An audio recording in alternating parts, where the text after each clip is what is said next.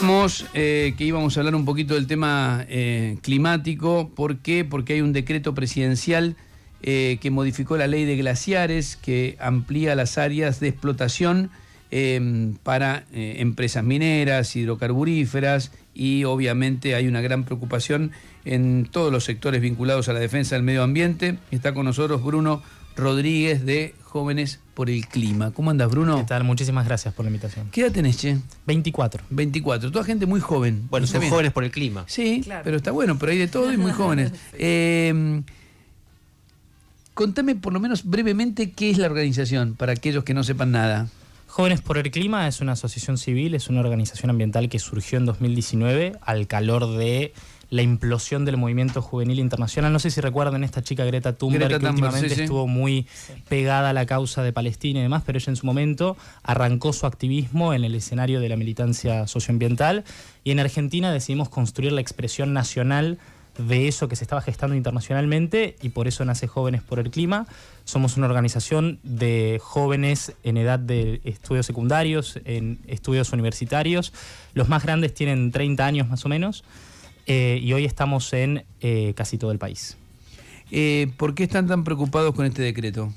Bueno, el Ministerio de Economía anunció que está fabricando un decreto precisamente para modificar la ley 26.639, que es la ley de glaciares, la normativa que protege a los cuerpos más importantes que tiene la Argentina para la provisión de agua dulce para la población. El 70% del agua dulce del país proviene de los glaciares. 7 millones de argentinos dependen de la protección de los glaciares. El agua es el bien estratégico más importante del siglo XXI, por su escasez, el agua dulce, y en Argentina se quiere habilitar el desarrollo de actividades productivas basadas en este recurso natural, cosa que en el marco de este gobierno es algo que nos preocupa muchísimo. ¿Qué pueden hacer? ¿Qué están generando? ¿Concientización por un lado? ¿Hay algún otros recursos? Sí, estamos primero analizando cuál va a ser la medida efectiva del gobierno. Esto se quiere modificar por decreto porque no se pudo modificar en la ley bases que se trató en el 2024, a principios del 2024. El gobierno quiso modificar en esa ley todo el compendio de leyes ambientales, la ley de bosques también, todas aquellas normativas que imponen regulaciones para proteger recursos naturales estratégicos. Específicamente la ley de glaciares despertó muchísimo repudio porque hay muchas poblaciones en el interior que tienen un apego ya directamente por la tradición de esos pueblos del interior con respecto a la escasez hídrica y demás, sobre todo en Mendoza, en San Juan, en provincias donde la tradición minera suele ser muy conflictiva con la ausencia de licencia social para esos proyectos extractivos. Entonces, desde Jóvenes por el Clima estamos impulsando, por un lado, campañas de concientización, y llegado al caso de que este decreto se impulse efectivamente por parte del gobierno, no descartamos sumarnos a procesos de litigio para frenar esta medida. En general se dice, antes de dejarlo al profe, en general se dice, pero somos giles en Argentina, porque Chile explota sus recursos mineros de una manera integral, exporta, y Argentina no hace absolutamente nada por la cantidad de limitaciones que hay. ¿Qué decís ante eso? Que tenés razón. Yo y Jóvenes por el Clima no estamos en contra de la minería. Tenemos que destrabar el desarrollo minero en Argentina. Es un crimen que en un país con la cantidad de recursos mineros que tiene no estemos desarrollando un sector productivo que te puede dinamizar tu complejo exportador, te puede complejizar tu matriz productiva. Ese es el destino de desarrollo productivo al que apuntamos. Ahora bien, es muy tercermundista pretender que el desarrollo de este sector productivo se haga a expensas de la protección ambiental. Cuando uno habla con la Cámara de Empresas Mineras y las empresas en particular, que son uno de los dos grandes grupos a los cuales el gobierno apunta con el RIGI, quiere esas inversiones, quiere desarrollar no solo el litio que viene avanzando, sino sobre todo el cobre, que viene mucho más demorado, son inversiones más grandes, y cuando uno habla con esas empresas les preguntas, bueno, ¿qué falta? Y una de las cosas que dicen que falta es cambiar la ley de glaciares, porque dicen que esta ley de glaciares es incompatible con los procesos productivos, porque se me escapan los detalles técnicos, pero como que fue demasiado lejos en su afán de protección y terminó llevándose puesta cualquier inversión. ¿Qué experiencias hay en otros países mineros como Canadá o propio Chile? Y qué tan cierto es que esta ley de glaciares se fue de mambo. Es tramposo porque en Argentina, si bien existen limitaciones al desarrollo de la minería, no es precisamente la ley de glaciares la causa protagónica de esto. Me parece que la falta de inversiones extranjeras se debe a una discusión que nos tenemos que dar sobre los esquemas fiscales que le aplicamos al sector, sobre los incentivos. No proteger el agua y creer que los pasivos ambientales que generan estas actividades intensivas en recursos naturales son externalidades que tienen que quedar por fuera de la ecuación, responde a no pensar estratégicamente el desarrollo sostenible de la Argentina. Los países que se basan sus matrices productivas en el impulso de la explotación de sus recursos naturales tienen un sinfín de regulaciones ambientales y no tenés casos, por ejemplo, como los que sucedieron en distintas provincias, como el caso de la contaminación de 5 ríos en Háchal, en San Juan, por parte de la Barrick Gold, que finalmente le debió una multa multimillonaria a la empresa y un mal uso del cianuro. Esto generó un mal uso del cianuro y esto generó también que se estigmatice por completo la actividad productiva. Uno no puede pretender que se imponga en el debate en las comunidades sin procesos de participación pública, sin procesos de acceso a la información, sin conocer justamente cuáles son las medidas que tienen que tomar las empresas y cuál tiene que ser el rol del Estado para evitar la generación de pasivos ambientales. Acá tenemos que debatir sobre el andamiaje institucional que le imprimimos al debate minero, porque ese es el origen de la discusión. No podemos debatir en términos de si habilitamos o no la minería si primero no resolvemos la pésima calidad institucional que hay para dar la discusión entre empresarios, entre comunidades y entre los actores gubernamentales. La ley de glaciares, ¿qué cantidad de superficie protege en Argentina y en esos lugares cuántos emprendimientos mineros hay? Protege todas las zonas altas de glaciar y periglaciar, que este es el debate a la hora de la confección del inventario de glaciares, que es la herramienta principal de ordenamiento territorial que prevé la norma. Este es el debate más importante. Por ejemplo, con humedales, cuando se discutió la tipificación de lo que es un humedal, tenemos posturas muy fuertes en los institutos especializados en la materia porque dependiendo de una definición u otra es el 21% del territorio es enteramente zona de humedal o el 12% del territorio. Con glaciares suele pasar lo mismo, pero esta ley ya tiene el consenso de toda la comunidad científica. Hay un instituto que es el IANIGLIA, que es el que se encarga de la confección del inventario de la ley de glaciares. ¿Peligra ese instituto? Con la modificación de la norma que pretende el Ministerio de Economía, sí, y es precisamente por lo cual Jóvenes por el Clima y muchas otras organizaciones ambientales encendieron la alerta, encima por decreto. No hay procesos abiertos para debatir sobre una normativa que merece que el Estado amplíe las instancias de participación pública. Vos rompés una lógica que es interesante, ¿no? Vos decís, no estamos en contra del desarrollo minero. Ya yo soy ecodesarrollista. En Argentina, históricamente, en la literatura de la ecología política tuvimos una expansión de movimientos ambientales que se pararon sobre una postura irreflexiva en torno al desarrollo productivo. No a la minería. El no irreflexivo. Pero eso hay que entenderlo en su contexto. ¿Por qué siempre no? No nace de un repollo la oposición al desarrollo productivo en Argentina.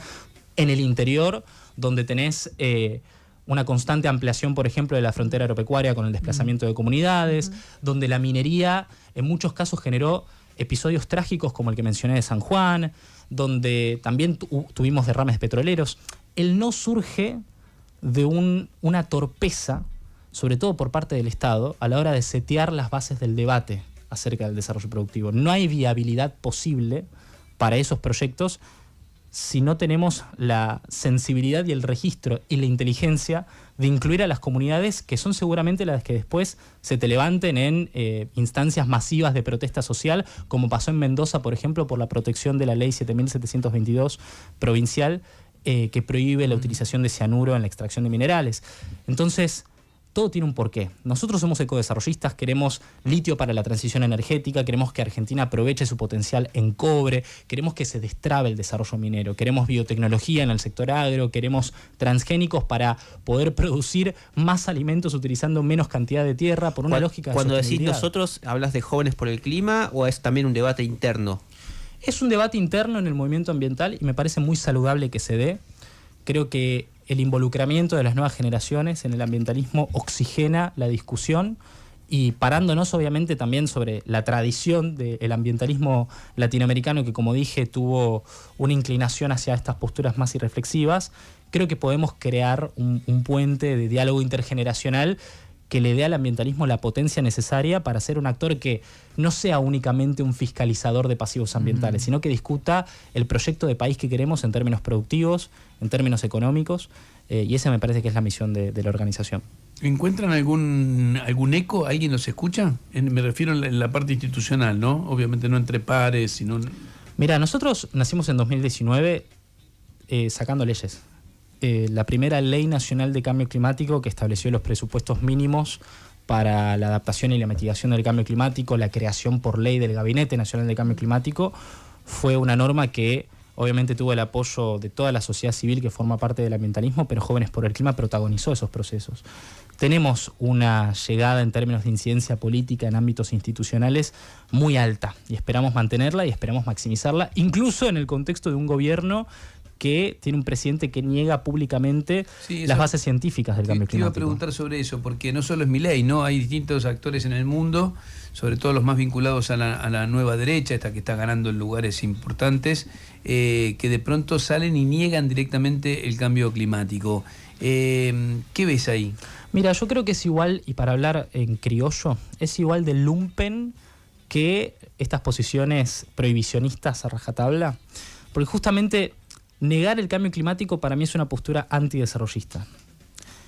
Cuando hablamos de cambio climático hablamos de nuevos mercados que se abren a partir del proceso de transición energética, nuevos mercados que se abren en términos de crédito para la aplicación de medidas de adaptación, para el financiamiento a los países del sur global, que son los países que menos contribuyeron a la creación del problema a nivel mundial, pero los que más sufren en términos de los impactos de eventos climáticos extremos.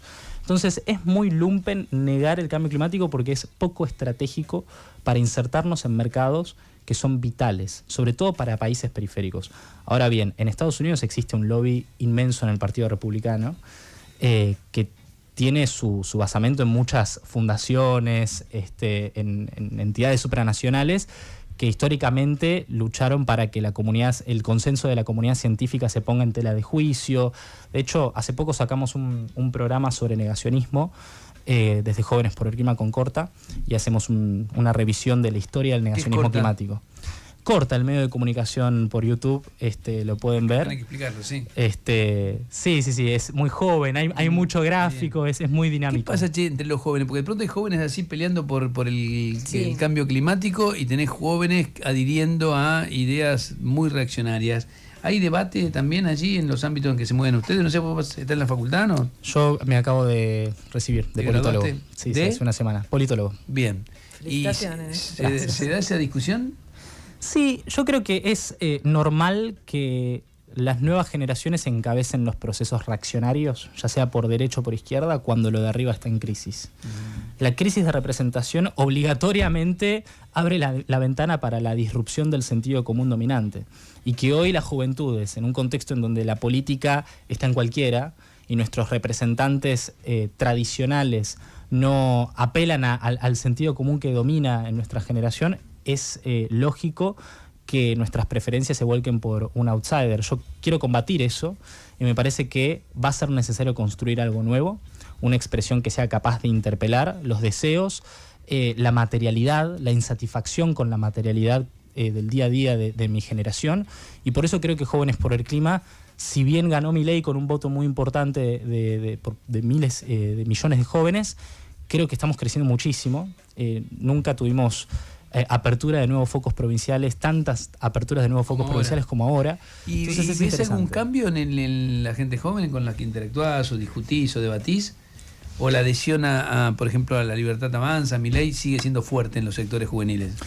Mira, los núcleos duros siempre son minorías intensas que por la voracidad de sus estrategias comunicacionales nos hacen creer que dominan ciertos segmentos de la conversación pública.